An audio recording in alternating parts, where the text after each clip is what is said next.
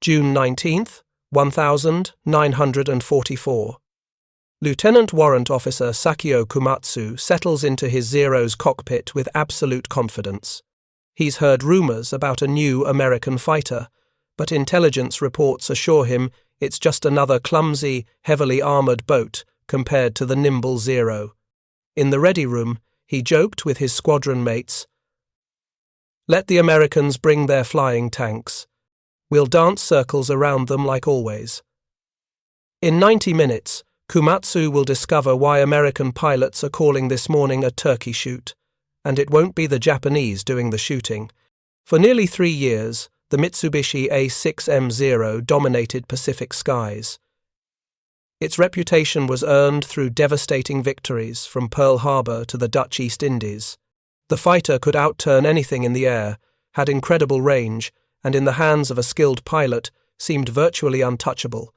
Japanese pilots believed in their aircraft's superiority, with almost religious conviction. The Zero's exceptional maneuverability at low speeds meant that in a traditional dogfight, American fighters didn't stand a chance. Pilot training emphasized exploiting this advantage, forced the enemy into a turning battle, and victory was assured. But by June 1944, the aircraft Kumatsu flies into battle represents yesterday's technology facing tomorrow's warfare. The F6F Hellcat was designed with one purpose: kill Zeros. Grumman engineers had studied captured Zero specimens and interviewed pilots who'd fought them. They understood the Zero's strengths and, more importantly, its critical weaknesses. The result was an aircraft that seemed purpose-built to frustrate every Japanese tactical assumption. The Hellcat weighed 12,000 pounds, fully loaded nearly double the Zero's weight. But that mass served a purpose. Over 200 pounds of armor plate surrounded the pilot. Self-sealing fuel tanks prevented the catastrophic fires that could turn a Zero into a fireball from a single burst. The bulletproof windscreen could stop rifle-caliber rounds at point-blank range. Powering this armored beast was a 2,000 horsepower Pratt & Whitney double Wasp engine, nearly twice the power of the Zero's engine.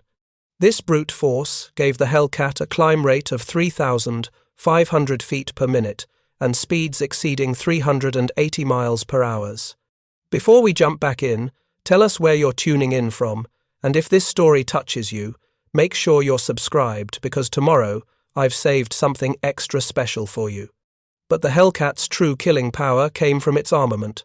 6 50 caliber Browning machine guns with 400 rounds per gun. Each weapon fired 850 rounds per minute. Together, they could put over 100 rounds per second into a target, a storm of armor-piercing incendiary ammunition that could saw a Zero in half. As Kumatsu's formation approaches Task Force 58 at 24,000 feet, he sees no American aircraft. Perhaps they've achieved surprise. Perhaps this will be like the old days, a coordinated attack delivering decisive results against an unprepared enemy.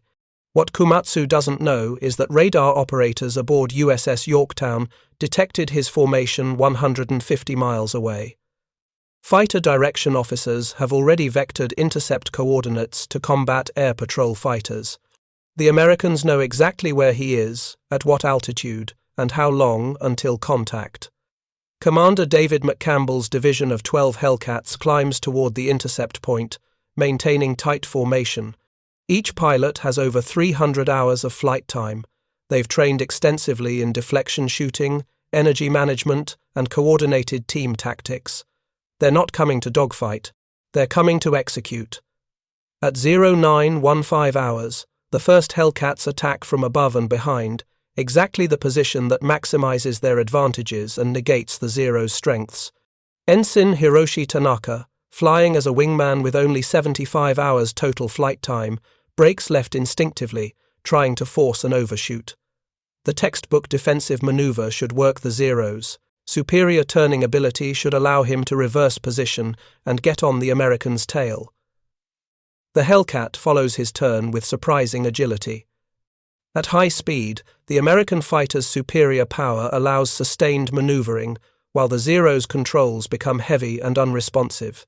Multiple 50 caliber rounds strike Tanaka's aircraft. Control cables sever, Fuel tanks puncture and immediately ignite. The Zero, built without armor protection for weight savings, offers no resistance to the armor-piercing incendiary rounds. Tanaka's aircraft explodes when flames reach the wing fuel tanks, 4 seconds from first shots to complete destruction. Kumatsu watches his wingman explode and feels something new: fear. This contradicts everything he's been taught. Zeros don't just disintegrate. The aircraft that carried Japan to victory across the Pacific shouldn't be this vulnerable. He attempts to engage, pulling into a climbing turn to exploit the Zero's legendary maneuverability. But the Hellcat doesn't follow him into a dogfight. Instead, it dives away, using its superior speed to escape, then climbs back to altitude, using its powerful engine. The American refuses to fight on Japanese terms. Kumatsu fires a burst from his 20mm cannons, his most powerful weapons. The low muzzle velocity creates significant trajectory drop. His rounds pass harmlessly behind the Hellcat, which is already accelerating away.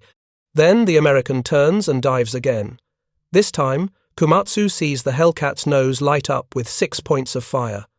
What happens next takes less time than a human heartbeat. The Hellcat's 6.50 calibers converge on Kumatsu's Zero at a combined rate of over 5,000 rounds per minute. In 4 seconds, approximately 340 rounds of armor-piercing incendiary ammunition impact his aircraft. The first rounds punch through the Zero's thin aluminum skin like paper. Tracer rounds create visible streaks as they tear through control surfaces. Incendiary rounds ignite fuel vapor in the tanks. The engine cowling shatters as rounds penetrate the cylinder heads. Kumatsu feels impact's violent jolts as large caliber rounds strike around him. His canopy cracks. His instrument panel disintegrates. Smoke fills the cockpit.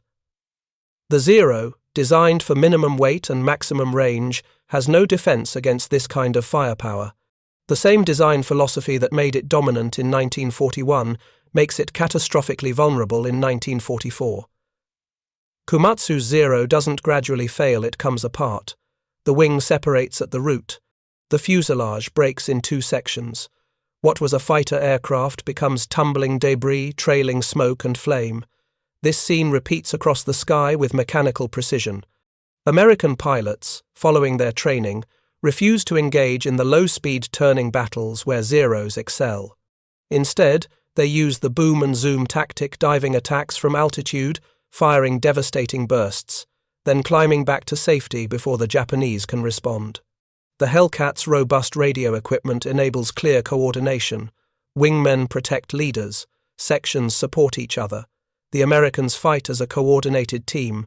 Japanese pilots, many with inferior radio systems, creating static and feedback, often disable their radios entirely and rely on pre-briefed formations. When American attacks fragment these formations, communication breaks down completely. Within 8 minutes of first contact, 12 Zeros fall to Hellcat guns.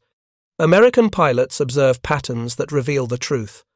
Most Japanese pilots are badly undertrained. Their gunnery is poor, bursts pass harmlessly behind targets. Their evasive maneuvers follow predictable patterns. Several abandon advantageous positions through apparent confusion, failing to exploit brief opportunities when Hellcats present vulnerable aspects. The pilots tell the story. The average American Hellcat pilot enters combat with over 300 hours of flight time, including 150 hours in type. They've completed extensive gunnery training with camera guns recording accuracy. They've practiced formation tactics, emphasizing energy management and mutual support. The average Japanese replacement pilot has 100 hours total flight time or less. Many graduated training just weeks earlier. Fuel shortages eliminated advanced combat training. Ammunition scarcity meant most pilots never fired their weapons at moving targets before entering combat. Ensign Tanaka, who exploded in the first engagement, had 75 hours total flight time and 10 weeks of training. He'd completed only 5 successful carrier landings before operational deployment. His theoretical knowledge of aerial combat had never been tested until American 50 calibers tested it for him. By day's end, the battle statistics reveal a massacre. The first Japanese wave launches 69 aircraft, only 27 return, many bearing significant battle damage. The second wave of 128 aircraft suffers even worse. Barely one-third survive the American fighter gauntlet. In total, Japanese forces lose 445 aircraft over 2 days, including 395 carrier planes. More critically, they lose over 400 pilots, the last reservoir of experienced naval aviators. American losses: 123 aircraft total, with 80 falling to operational accidents rather than enemy action. Only 43 American planes fall to Japanese fighters and anti-aircraft fire. The exchange ratio exceeds 10, 1 in favor of American forces. The F6F's success came from purpose-built design, addressing every aspect of aerial combat. Power. The 2,000 horsepower engine gave superior climb rate, acceleration, and high-altitude performance. The Hellcat could outclimb the Zero by 900 feet per minute, a decisive advantage in energy-based tactics. Protection. Armor and self-sealing tanks meant the Hellcat could absorb multiple hits from Japanese 7.7mm machine guns without significant damage, while its own weapons destroyed Zeros with minimal ammunition expenditure. American pilots knew their aircraft could survive encounters that would kill them in earlier fighters. Firepower: 6 .50 caliber Browning machine guns delivered devastating hitting power. Short bursts produced catastrophic damage, wings separating, engines exploding, fuel tanks igniting. American pilots reported enemy aircraft disintegrating after just 2 to 3 seconds of accurate shooting. Systems integration.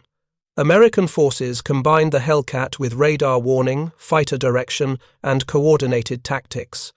Radar operators detected incoming raids at 150 miles. Fighter directors vectored defending fighters to optimal intercept points. The systematic defensive approach prevented Japanese formations from coordinating mass attacks. The Zero, designed in the 1,930 seconds, couldn't compete with this 1,940 seconds weapon system. Beyond statistics lie human stories. Lieutenant Commander Kenji Suzuki returns to his carrier in a damaged Zero bearing multiple .50 caliber holes. His aircraft struggles with severed elevator cables and a rough-running engine. He's one of the lucky survivors. In the ready room, the returning pilots exhibit signs of severe psychological trauma. Young aviators who graduated training weeks earlier describe terror and helplessness. Their 7.7mm machine guns appeared completely ineffective while American. 50 seconds tore their aircraft apart with devastating efficiency. The myth of the Zero's invincibility shatters completely as pilots witness squadron mates destroyed without opportunity for effective resistance. Veteran pilots like Yamamoto, with over 600 combat hours since 1941, struggle to comprehend the reversal. The tactical methods that brought victory in China, Southeast Asia, and across the Pacific no longer function. Years of combat experience become meaningless when the enemy refuses engagement on terms where Japanese pilots excel.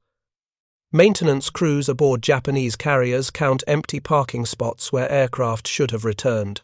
Flight decks designed to operate 75 aircraft each now hold scattered in remnants.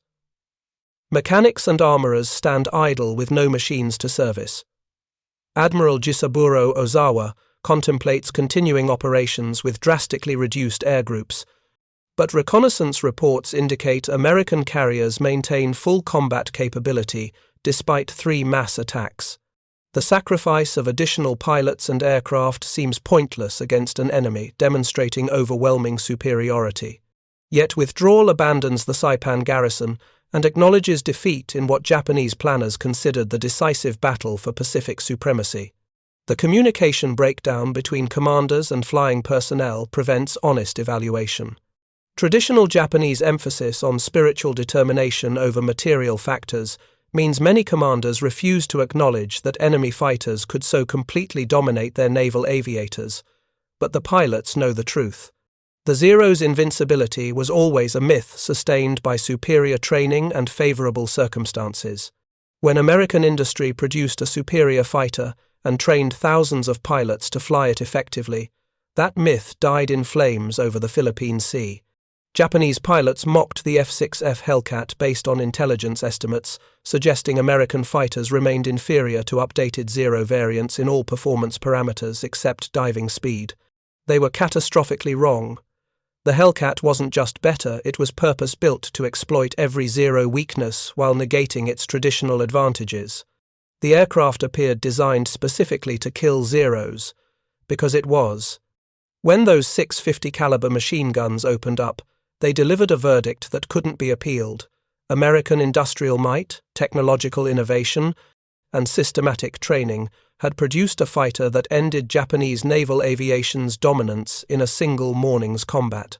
The Battle of the Philippine Sea, the Marianas Turkey Shoot, proved that courage and determination cannot overcome material and technological inferiority. The Zero pilots who flew into battle that morning were brave. Many were skilled. But they flew obsolete aircraft with inadequate support against an enemy that had studied their tactics, built better tools, and trained more pilots. By the time those 50 caliber rounds finished speaking, the verdict was final. The age of the Zero was over, and the age of the Hellcat had begun. The F6F Hellcat achieved the highest kill ratio of any American fighter, 5,223 confirmed victories against 270 losses in aerial combat, a 19-to-1 ratio. It accounted for 75% of all Navy aerial victories despite entering service halfway through the war. The Japanese pilots who mocked it paid the ultimate price for underestimating American engineering. In 4-second bursts, repeated thousands of times across the Pacific Theater, 650 caliber machine guns delivered a simple message. Supremacy isn't granted by tradition or reputation. It's earned through superior design, training, and execution. The Zero's time had passed, the Hellcats had arrived, and the sky belonged to America. At 0856 hours, Vice Admiral Jisaburo Ozawa launches his second wave 128 aircraft comprising 48 Zero fighters, 53 Judy dive bombers, and 27 Jill torpedo bombers. The sheer numbers suggest overwhelming force. Surely this mass attack will succeed where the first wave struggled. Preparing and narrating this story took us a lot of time, so if you are enjoying it, like this video, it means a lot to us. Now back to the story. But numbers mean nothing when navigation fails. The inexperienced pilots struggle with basic waypoint plotting. Formations fragment during the long approach flight as squadrons lose visual contact with their leaders. Several groups become completely lost, wandering aimlessly while precious fuel burns away. The carefully planned, coordinated strike dissolves into scattered packets of aircraft, arriving piecemeal exactly what American fighter directors pray for. Lieutenant Russell Reiserer from VF-31 aboard USS Cabot intercepts the second wave's leading elements 60 miles from the task force. His division of 4 Hellcats attacks from upsun, achieving complete tactical surprise. The Japanese pilots failed basic lookout doctrine. In their focused determination to reach the American carriers, they forgot to watch the sky above them. The Hellcats approach undetected until 6 streams of 50 caliber tracers announce their presence. Within 90 seconds, 5 enemy aircraft spiral toward the ocean, trailing smoke and flames. What follows isn't a battle, it's an execution corridor. The surviving Japanese aircraft press onward, desperate to complete their mission. But they encounter successive Hellcat formations positioned at different altitudes. Each American interception follows the same lethal pattern: diving attacks from superior altitude, devastating bursts of concentrated firepower, then zoom climbs back to perch positions. The Hellcats maintain energy advantage throughout every engagement. They dictate when to fight and when to disengage. The Japanese pilots, trained for close-range maneuvering combat, find themselves unable to force engagements at speeds where their aircraft become sluggish and unresponsive. This isn't the aerial combat they trained for. This is systematic slaughter. Petty Officer Yoshio Fukui watches his section leader's Judy dive bomber erupt in flames after a 2-second Hellcat burst. Pieces of wing skin peel away. The engine cowling shatters. The aircraft doesn't gradually deteriorate. it comes apart in mid-air like a fragile toy struck by a hammer. Fukui's own aircraft shudders as 50 caliber rounds punch through his port wing. He feels the impact through the control stick, sharp, violent jolts that tell him his aircraft is dying. Smoke begins streaming from beneath the cowling. His oil pressure gauge drops to 0. He never even saw the Hellcat that killed him. The radar-directed fighter control system transforms American defense from reactive chaos to orchestrated precision. In the Combat Information Center aboard each carrier, trained officers track every airborne contact on vertical plotting boards. The SK Air Search Radar provides 100-mile detection range. The SM Height-Finding Radar determines altitude within 500 feet. Fighter Director Officers vector defending Hellcats using VHF radio equipment providing crystal-clear communications. The controllers maintain complete tactical awareness through radar tracking and pilot reports, positioning fresh fighters at optimal intercept points before visual contact occurs. This integrated system represents revolutionary command and control capability. Individual Japanese groups arrive scattered and disorganized, encountering concentrated Hellcat formations positioned for maximum tactical advantage. The raiders suffer progressive attrition before reaching effective attack range of American vessels. Meanwhile, Japanese carriers rely on visual observation for air defense coordination. Their Type 21 air search radar, installed on only some vessels, provides merely 60-mile detection range with poor reliability and frequent false contacts.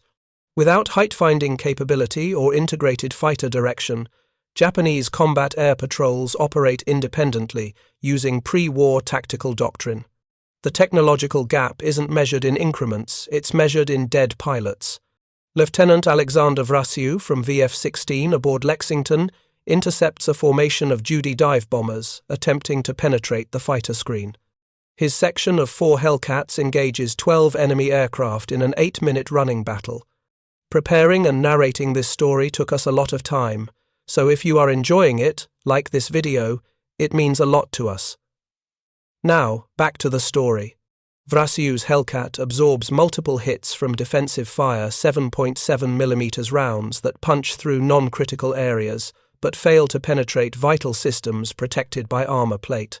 One round strikes his windscreen, creating a star-pattern crack in the laminated glass, but failing to penetrate the 1.5-inch thickness. Another impacts his seat armor with a sharp metallic clang he feels through his entire body.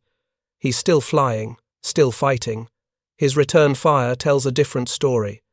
The concentrated firepower of 6.50 caliber guns proves overwhelming against Japanese aircraft structures designed for minimum weight rather than battle damage resistance.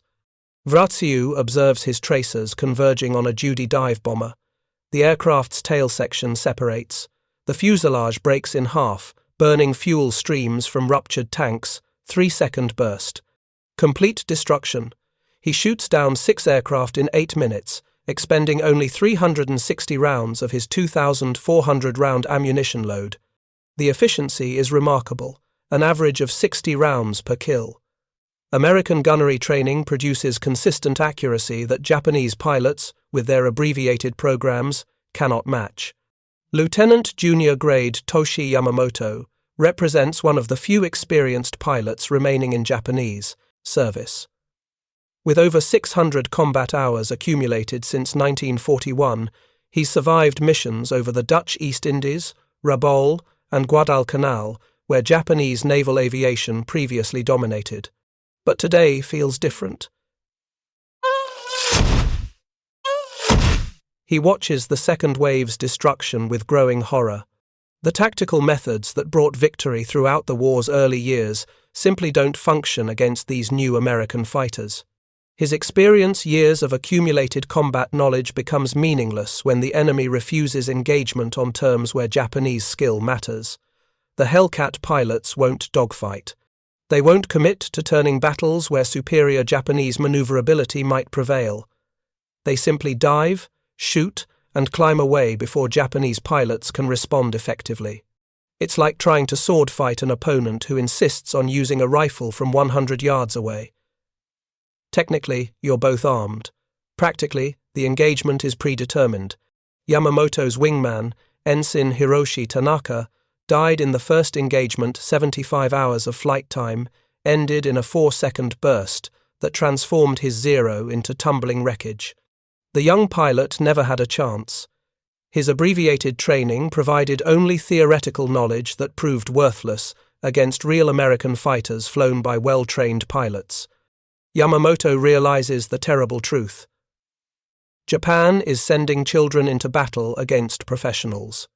By 1100 hours, Commander David McCampbell leads VF-15's second strike into combat, encountering the third Japanese wave over 40 enemy aircraft in a running battle lasting 20 minutes. McCampbell personally destroys 7 Japanese planes. His wingman, Lieutenant Roy Rushing, accounts for 4 additional victories. The engagement demonstrates the cumulative effect of American training advantages, as experienced pilots exploit every enemy mistake with lethal efficiency. Japanese formations dissolve into individual aircraft maneuvering defensively. They abandon their attack mission entirely, focused solely on surviving overwhelming fighter opposition. Pilots jettison their bombs and torpedoes, the weapons meant to sink American carriers, to gain speed and maneuverability for escape. The psychological foundation of Japanese naval aviation crumbles during these encounters. Young pilots who graduated training weeks earlier experience pure terror facing an enemy that seems invulnerable to their attacks. Their 7.7mm machine guns produce sparks against Hellcat armor, but cause no meaningful damage. Meanwhile, American .50 calibers tear their aircraft apart with devastating efficiency. The myth of Japanese aerial supremacy dies here, replaced by the nightmare reality of absolute American dominance. Aboard carrier Taiho, Admiral Ozawa receives fragmentary reports indicating catastrophic losses among all 3 attack waves. The intelligence failure becomes starkly apparent through these pilot reports. Previous estimates based on captured F6F Wildcats suggested American fighters remained inferior to updated Zero variants in all performance parameters except diving speed. These assessments proved catastrophically wrong. The Hellcat's ability to outclimb, maintain high-speed maneuverability, and absorb tremendous damage while destroying Zeros with minimal ammunition expenditure contradicts every assumption underlying Japanese tactical planning. The enemy fighter appears purpose-built to exploit every Zero weakness while negating its traditional advantages. Because it was. Surviving pilots describe overwhelming fighter opposition, with American aircraft appearing at every altitude and direction. The coordinated defensive system prevents concentration of attacking forces, while achieving disproportionate attrition against Japanese formations. Radio intercepts suggest American losses remain minimal, despite engaging superior numbers of Japanese aircraft throughout the morning's operations. Air operations officers aboard Japanese carriers tally mounting casualties as aircraft fail to return from their missions. The first wave launched 69 aircraft, only 27 returned, many bearing significant battle damage requiring extensive repairs. The second wave suffers worse. Barely 1/3 of 128 aircraft survive the American fighter gauntlet. These losses represent more than machines. Each downed aircraft carried a pilot whose training required years of peacetime development, years Japan no longer possesses. The institutional knowledge accumulated through decades of naval aviation development disappears in a single morning's combat. The implications extend beyond immediate tactical defeat to strategic collapse of Japanese carrier aviation capability. Maintenance crews stand on flight decks counting empty parking spots where friends should have landed. Armourers who loaded bombs and torpedoes that morning have no aircraft returning to service. The flight decks, designed to operate 75 aircraft, each now hold scattered remnants of once powerful air groups. Morale plummets as the magnitude of defeat becomes undeniable. Returning pilots exhibit severe psychological trauma. Warrant Officer Kenji Matsumoto sits in the ready room, hands trembling, unable to articulate what he experienced. His Zero bears 14 separate, .50 caliber holes through wings and fuselage. How he survived when others didn't seems like random chance rather than skill. He watched his section leader explode from a burst so brief he barely registered the Hellcat's presence before his squadmate was gone. The American fighter appeared from nowhere, fired, and vanished, the entire engagement lasting perhaps 5 seconds. Matsumoto fired back, but his bullets seemed to accomplish nothing. The Hellcat absorbed his fire and continued attacking other aircraft in his formation. The invulnerability of American fighters, combined with the fragility of Japanese aircraft, creates a psychological burden that destroys combat effectiveness even among survivors. Young pilots who believed in their training and aircraft now understand they're flying death traps against an enemy they cannot effectively engage. Admiral Ozawa contemplates launching his fourth Wave 82 aircraft prepared for departure, but reconnaissance reports indicate American carriers maintain full combat capability despite 3 mass attacks. The sacrifice of additional pilots and aircraft seems pointless against an enemy, demonstrating overwhelming tactical and technical superiority. Yet withdrawal abandons the Saipan garrison and acknowledges defeat in what Japanese planners considered the decisive battle for Pacific supremacy. He orders the launch. These aircraft encounter even more intense fighter opposition as American carriers recover, refuel, and relaunch their combat air patrols with mechanical efficiency. The systematic destruction continues with precision as Hellcats positioned at multiple altitudes engage each incoming group. By 14:30 hours, the fourth wave has been effectively neutralized. Japanese carrier aviation has ceased to exist as an offensive force. The morning of June 20th brings renewed American searches for the retreating Japanese fleet. Pilots who survived yesterday's combat describe it as just like an old-time turkey shoot, a phrase that captures both the one-sided nature of aerial combat and the mechanical efficiency of destroying Japanese aircraft. The final tally reveals catastrophic Japanese defeat: 445 aircraft destroyed, including 395 carrier planes. More significantly, over 400 pilots killed, including instructors recalled from training units representing the last reservoir of experienced naval aviators. American losses: 123 aircraft total, with 80 falling to operational accidents rather than enemy action. Only 43 American planes lost to Japanese fighters and anti-aircraft fire during 2 days of intense combat. The 10-to-1 exchange ratio exceeds any previous carrier battle, but raw numbers fail to capture the complete destruction of Japanese naval aviation's offensive capability. The carriers that Japan sortied, expecting decisive victory, return with empty flight decks and shattered air groups. The mobile fleet possesses ships and some aircraft, but lacks trained pilots capable of conducting effective operations against American forces. The technological revolution in naval warfare demonstrated at the Philippine Sea establishes patterns followed by every major navy seeking carrier aviation capability: radar integration, fighter direction, systematic training, and aircraft designed to protect pilots rather than accepting attrition. The F6F Hellcat validates the design philosophy, prioritizing survivability and firepower over pure performance, requiring exceptional skill. Average American pilots achieve extraordinary results, flying aircraft that forgive mistakes while delivering devastating firepower against fragile opponents. The zero that demands perfection while offering no margin for error becomes a liability when pilots lack extensive training. The battle proves that industrial democracy's arsenal, properly mobilized, can produce military superiority that traditional military virtues cannot overcome. Japanese pilots who mocked the Hellcat paid the ultimate price. In 4-second bursts repeated throughout one morning's combat, 6 50-caliber machine guns delivered an irrefutable verdict. The age of the zero was over. The sky now belonged to America. While Hellcats dominated the skies, American submarines delivered additional catastrophic blows beneath the waves. On June 19th, USS Kavala stalks the Japanese carrier Shokaku, veteran of Pearl Harbor and nearly every major carrier battle except Midway.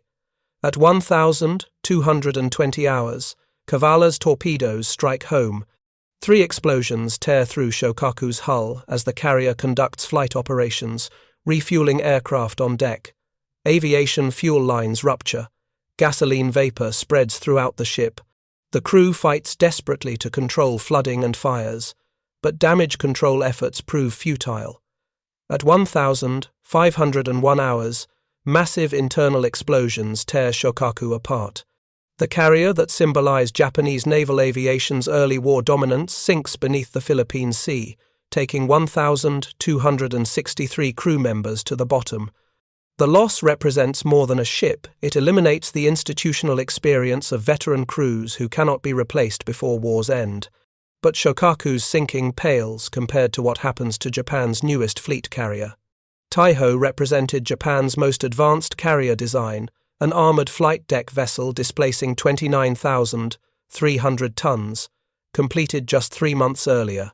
The carrier embodied Japan's technological response to American naval power, incorporating lessons from previous battles into a supposedly unsinkable platform.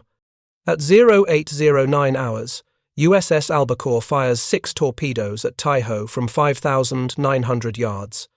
A Japanese pilot observes the torpedo tracks and deliberately crashes his aircraft into one torpedo, sacrificing himself to save the carrier. The heroic action stops one torpedo, but another strikes Taiho's starboard side forward of the island structure. The damage seems manageable, a single torpedo hit that causes flooding in forward compartments but doesn't appear to threaten the ship's survival. Damage control parties contain the flooding. Flight operations continue with aircraft launching and recovering throughout the morning.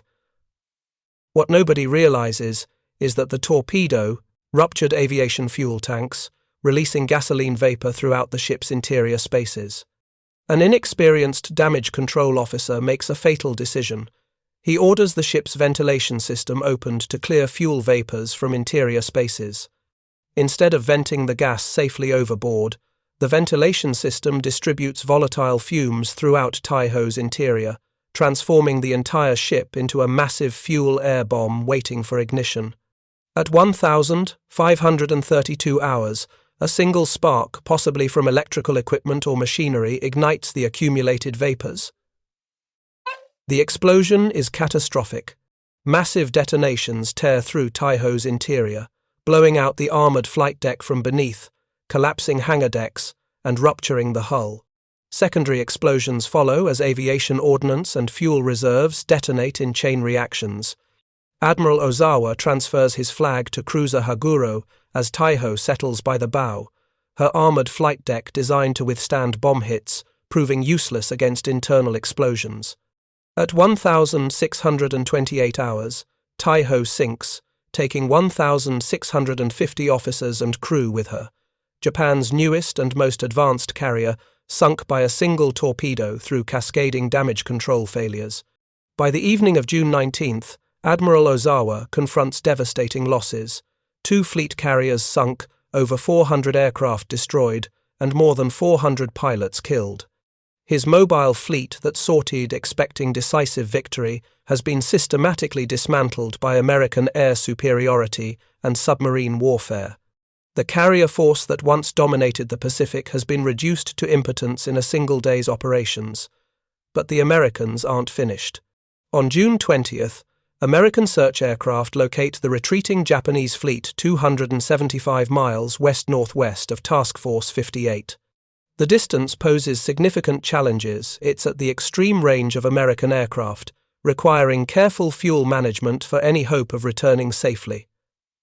Admiral Mark Mitcher faces a difficult decision: launch a maximum effort strike at extreme range with significant risk of aircraft losses to fuel exhaustion, or let the Japanese fleet escape to fight another day? Mitcher chooses aggression. At 1,624 hours, Task Force 58 launches 216 aircraft, the largest carrier strike since the war began. The strike includes 85 Hellcat fighters, demonstrating American confidence in using their fleet defense fighters for offensive operations. While Japanese carriers struggle to maintain minimal defensive patrols with surviving aircraft, American carriers surge overwhelming offensive power. This role reversal from morning's defensive success to afternoon's offensive operation showcases American operational superiority. The American strike finds Japanese carriers virtually defenseless. Only 35 operational fighters remain from over 400 aircraft available that morning, barely enough for token resistance. The Zero pilots who scramble to intercept face impossible odds against 85 Hellcats protecting American strike aircraft. The fighter sweep proves devastatingly efficient. Hellcats destroy or drive off Japanese defenders within minutes, clearing the way for dive bombers and torpedo planes to attack without significant interference. Carrier Hio takes multiple torpedo hits, massive internal explosions tearing through her hull. She sinks at 1,832 hours with heavy loss of life. Zuikaku, sole surviving carrier from the Pearl Harbor attack force, suffers severe bomb damage that will keep her under repair for months. Carrier Chiyoda takes bomb hits that reduce her combat effectiveness.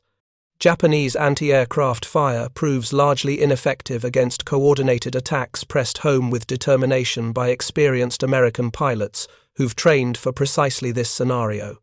The attacks achieve devastating success, but the return flight presents new dangers.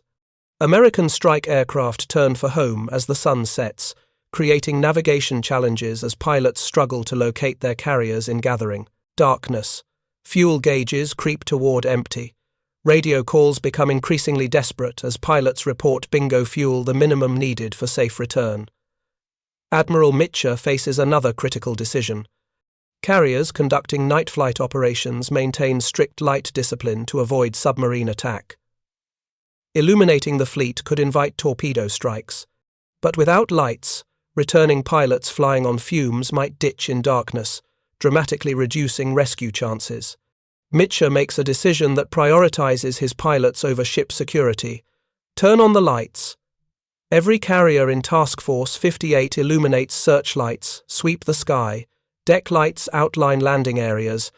Destroyers aim searchlights vertically to serve as homing beacons. The task force transforms from blacked-out warships into a constellation of lights guiding exhausted pilots home.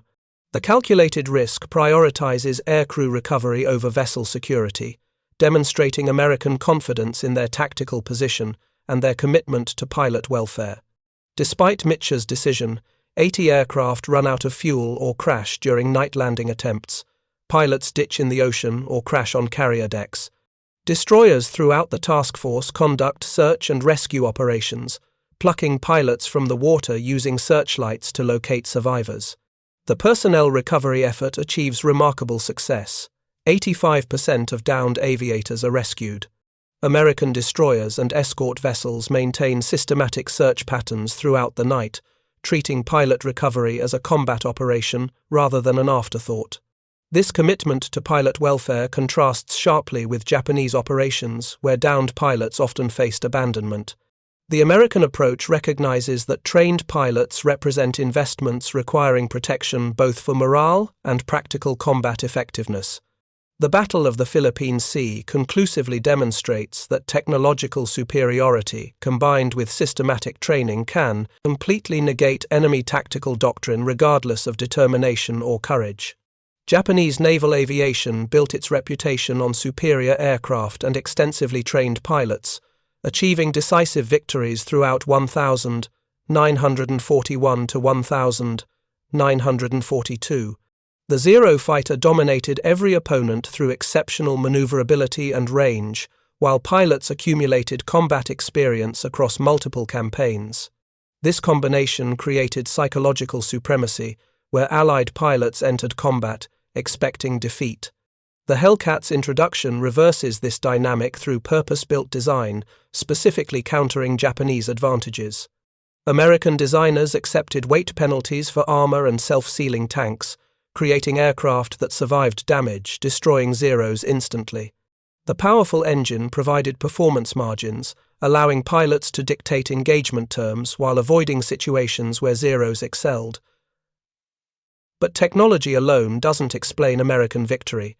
By late 1944, the average Japanese Navy pilot graduates with just 40 hours flying time. His American opponent has at least 525 hours, over 13 times more experience, before entering combat. This disparity reflects fundamentally different approaches to pilot production. American training systems expansion demonstrates industrial-age warfare's triumph over craftsman tradition, while Japan struggles to train hundreds of replacement pilots using abbreviated programs. America trains thousands using systematic curriculum developed through operational analysis. The assembly line approach to pilot production achieves consistent quality through standardized instruction and extensive flying hours. Each American pilot represents an interchangeable component in the naval aviation system rather than an irreplaceable individual whose loss cripples unit effectiveness. Japanese replacement pilots average just 100 hours total flight time with minimal combat training before operational deployment.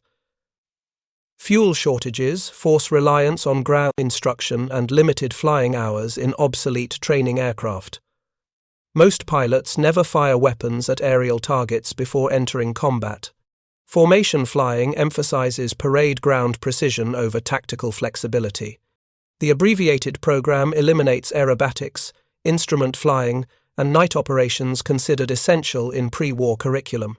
The qualitative difference in pilot capability magnifies aircraft performance disparities throughout aerial engagements.